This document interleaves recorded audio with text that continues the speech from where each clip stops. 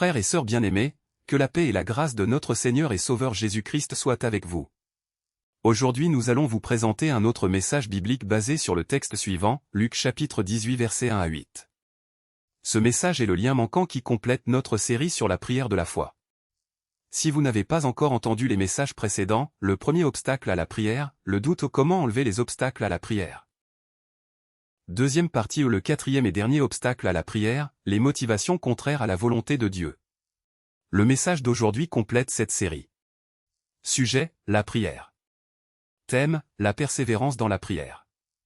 Titre, le toit de la prière efficace. Introduction, une maison à laquelle il manque un toit. Dans notre étude sur la prière efficace, nous avons examiné plusieurs obstacles susceptibles d'empêcher la prière d'atteindre son plein objectif. Nous avons également compris que la foi constitue la fondation de la prière efficace. Mais une maison ne se compose pas uniquement d'une fondation. On peut creuser profondément, poser des fondations solides, élever des murs résistants et construire une magnifique habitation, s'il n'y a pas de toit, cette maison demeure incomplète et vulnérable. La pluie entrera. Le vent la traversera. Les intempéries finiront par détériorer ce qui a été construit. Il en est ainsi de la prière.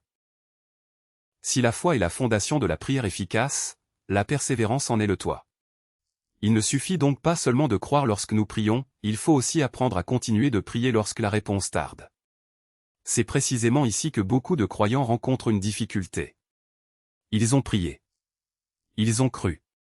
Ils ont attendu. Mais rien ne semble se produire. Alors surgissent les questions. Pourquoi Dieu ne répond-il pas? Dois-je continuer à demander la même chose? Est-ce un manque de foi de prier encore? Combien de temps faut-il persévérer? Le silence de Dieu signifie-t-il que Dieu a dit non? La Bible répond à ces questions par une vérité fondamentale. Le retard apparent de la réponse n'est pas nécessairement le refus de Dieu. C'est pourquoi Jésus enseigna à ses disciples. Il faut toujours prier, et ne point se relâcher. Luc chapitre 18 verset 1. Remarquons les deux mouvements opposés contenus dans cette déclaration.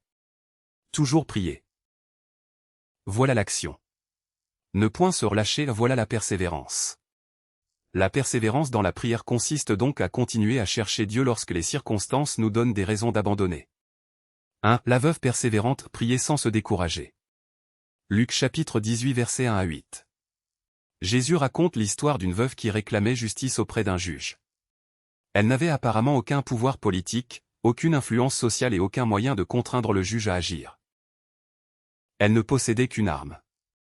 Sa persévérance. Elle revenait. Elle demandait. Elle insistait. Elle refusait d'abandonner. Finalement, le juge déclara qu'il allait lui rendre justice à cause de son insistance. Mais attention, Jésus ne veut pas dire que Dieu ressemble à ce juge injuste. Le raisonnement est au contraire construit sur un contraste. Si même un juge injuste finit par répondre à une personne persévérante, combien plus le Dieu juste écoutera-t-il ceux qui crient à lui jour et nuit? La leçon n'est donc pas. Il faut harceler Dieu jusqu'à ce qu'il capitule. La leçon est. Il faut avoir suffisamment confiance en Dieu pour continuer à prier lorsque la réponse n'est pas encore visible. Voilà pourquoi Jésus commence la parabole en donnant lui-même la clé de son interprétation. Il faut toujours prier, et ne point se relâcher. Le véritable ennemi de la prière n'est donc pas seulement l'incrédulité. C'est aussi le découragement. 2. Prier sans cesse. Faire de la prière une attitude permanente. 1 Thessaloniciens chapitre 5 verset 17. Paul donne une instruction étonnamment courte. Prier sans cesse. Cela ne signifie évidemment pas que le chrétien doit passer 24 heures sur 24 à genoux. Nous devons travailler, dormir, manger, prendre soin de notre famille et accomplir nos responsabilités. Prier sans cesse signifie plutôt que la communion avec Dieu ne doit jamais être interrompue comme orientation fondamentale de notre vie. Nous pouvons commencer une journée dans la prière.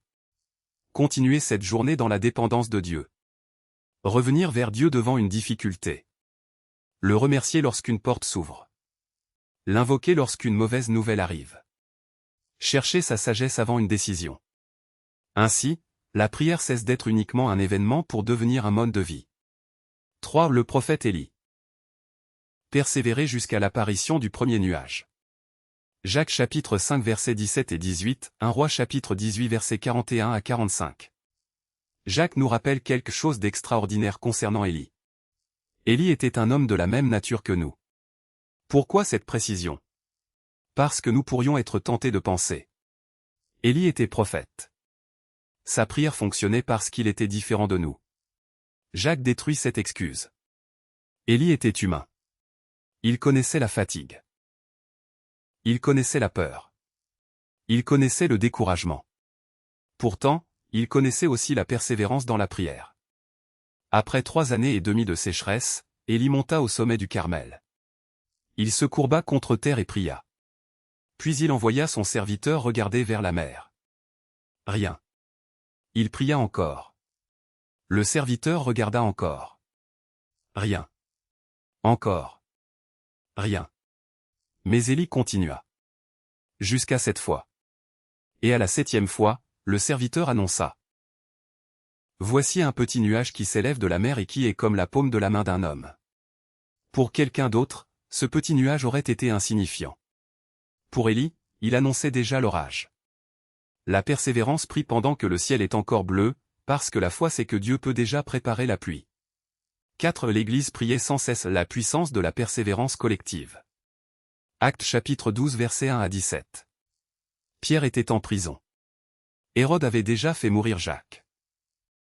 Humainement parlant, la situation était extrêmement grave. Pierre était gardé par des soldats et devait bientôt être présenté au peuple. Mais Actes chapitre 12 verset 5 nous révèle ce qui se passait ailleurs. L'Église ne cessait d'adresser pour lui des prières à Dieu. 2 réalités fonctionnaient simultanément. Dans la prison, Pierre était enchaîné. Dans une maison, l'Église priait. Les croyants ne pouvaient pas ouvrir les portes de la prison. Ils ne pouvaient pas vaincre les soldats. Ils ne pouvaient pas annuler l'ordre d'Hérode. Mais ils pouvaient prier. Et pendant que l'Église priait, Dieu envoya un ange. Les chaînes tombèrent. Les portes s'ouvrirent. Pierre sortit. Il existe donc des situations où nous ne possédons aucune clé humaine capable d'ouvrir la porte. Mais la prière persévérante remet cette porte entre les mains de celui qui en possède la clé. 5. Jésus à Gethsémanée répéter une prière n'est pas nécessairement un manque de foi. Matthieu chapitre 26 versets 36 à 44. Voici une question importante. Est-il biblique de demander plusieurs fois la même chose à Dieu? Regardons Jésus. À Gethsémanée, confronté à l'agonie qui précédait la croix, Jésus pria. Puis il revint vers ses disciples. Ensuite il pria de nouveau. Puis Matthieu nous dit. Il les quitta, et, s'éloignant, il pria pour la 3e fois, répétant les mêmes paroles. Jésus a donc répété sa prière. La répétition n'est pas nécessairement de l'incrédulité. Il existe une différence entre la vaine répétition et la prière persévérante. La vaine répétition prononce des paroles mécaniquement, comme si la quantité de mots obligeait Dieu à répondre. La persévérance, elle, revient devant Dieu parce que le cœur continue à dépendre de lui. Mais Gethsémanée nous enseigne également une deuxième vérité capitale. Jésus priait avec persévérance, mais il disait. Toutefois, non pas ce que je veux, mais ce que tu veux. Voilà l'équilibre. Persévérer dans la prière ne signifie pas imposer notre volonté à Dieu. Nous pouvons demander avec insistance tout en restant soumis à sa souveraineté. La véritable persévérance dit. Seigneur, je continuerai à te demander, mais je continuerai également à te faire confiance. Hébreux chapitre 5 versets 6 à 8. C'est lui qui, dans les jours de sa chair, ayant présenté avec de grands cris et avec des larmes des prières et des supplications à celui qui pouvait le sauver de la mort, et ayant été exaucé à cause de sa piété. Malgré la communion parfaite qui existait entre Jésus et son Père céleste, il n'a jamais cessé de prier. 6 Daniel quand la réponse est en route mais n'est pas encore arrivée. Daniel chapitre 10 versets 1 à 14. L'expérience de Daniel nous conduit encore plus profondément dans le mystère de la prière persévérante. Daniel cherchait Dieu avec sérieux. Il pria. Il jeûna. Il s'humilia. Il attendit. Un jour passa. Puis plusieurs jours. Toujours aucune réponse visible. Daniel aurait pu conclure. Dieu ne m'a pas entendu. Mais il continua pendant 3 semaines. Finalement, un messager céleste lui apporta une révélation extraordinaire. Dès le premier jour où tu as eu à cœur de comprendre et de t'humilier devant ton Dieu, tes paroles ont été entendues. Dès le premier jour. Daniel priait depuis 3 semaines, mais Dieu l'avait entendu dès le commencement. Quelle leçon! Entre le moment où Dieu entend et le moment où l'homme voit la réponse, il peut exister un intervalle. Daniel ignorait ce qui se passait dans le monde invisible. Il ne savait pas pourquoi la réponse tardait. Il savait seulement une chose. Il devait continuer à chercher Dieu. Nous devons néanmoins être prudents, l'expérience particulière de Daniel ne signifie pas que tout retard dans nos prières est nécessairement provoqué par un combat angélique semblable. Mais elle établit un principe magnifique. Le silence apparent de Dieu ne prouve pas son absence, et le retard visible ne prouve pas que la prière n'a pas été entendue. Pourquoi Dieu permet-il parfois l'attente? C'est peut-être la question la plus difficile. Pourquoi Dieu ne répond-il pas toujours immédiatement? La Bible montre que l'attente peut accomplir plusieurs choses. Elle éprouve notre foi. Elle approfondit notre communion avec Dieu. Elle purifie parfois nos motivations. Elle développe notre patience. Elle nous apprend à dépendre du donateur davantage que du don. Et parfois, elle prépare des circonstances que nous ne pouvons pas encore voir. Nous voulons souvent une réponse. Dieu veut également former la personne qui recevra cette réponse. Il arrive donc que Dieu transforme celui qui prie avant de transformer la situation pour laquelle il prie. 8. Persévérer ne signifie pas refuser la réponse de Dieu. Voici cependant une précision indispensable. La persévérance chrétienne n'est pas de l'obstination spirituelle. Nous ne devons pas croire. Si je prie suffisamment longtemps, Dieu finira obligatoirement par me donner exactement ce que je demande. Non. Paul pria 3 fois concernant son écharpe dans la chair. Finalement, Dieu lui répondit.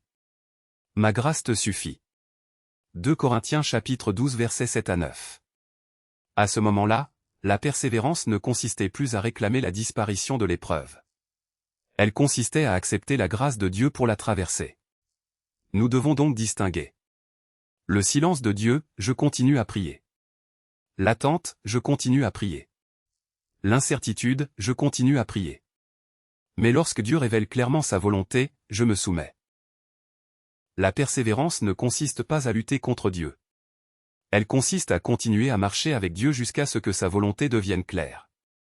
Conclusion: ne fermez pas le parapluie avant que la pluie arrive. Élie avait reçu la promesse de la pluie.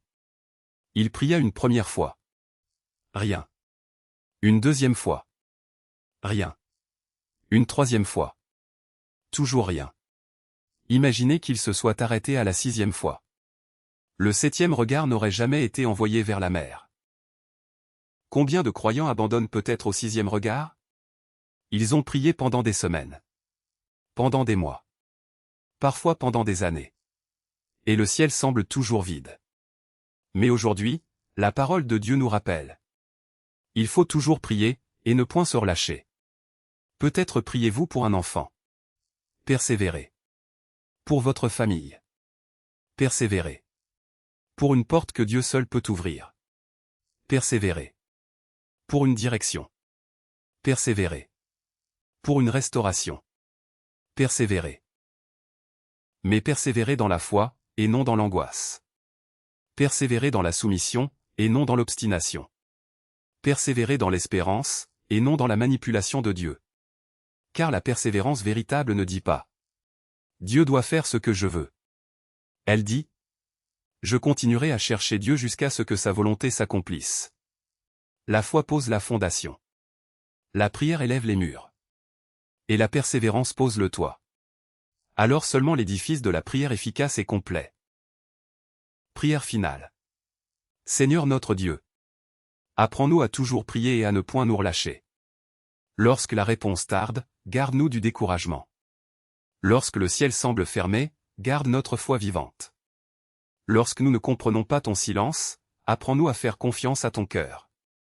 Donne-nous la persévérance de la veuve, la constance d'Élie, la ferveur de l'Église primitive, la soumission de Jésus à Gethsémane et la fidélité de Daniel dans l'attente. Et surtout, apprends-nous à ne jamais confondre persévérance et obstination. Que notre prière demeure toujours soumise à cette parole. Que ta volonté soit faite.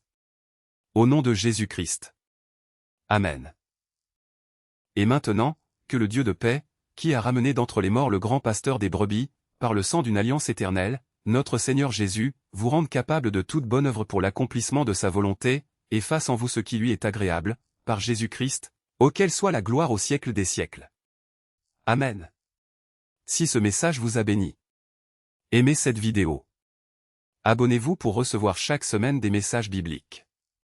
Partagez avec un ami ou un proche. Commentez ci-dessous. À la prochaine. Que le Seigneur vous bénisse abondamment.